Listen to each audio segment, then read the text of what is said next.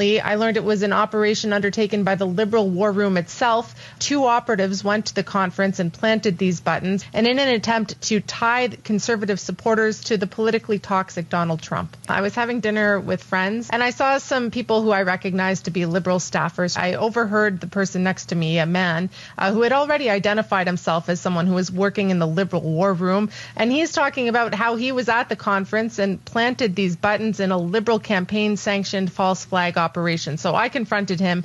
There you go. You can go to CBC and listen to that whole clip there. It's like they were hoping that the media would pick up on it and then tie Poilievre's camp to Trump, and that's clearly what the purpose was, and that's what that guy was bragging about. You would never know. If somebody smart was involved in something like this, you would never know. And it would just go out into the press, and then we would get the usual comment from the Conservatives. They say, no, we didn't do this. The sort of electorate would then have to make their mind up, even though the whole thing is fake. These were actually Liberal operatives working in the war room. And so they're high up in this thing. And first the Liberals tried to downplay it, said, it was just a prank.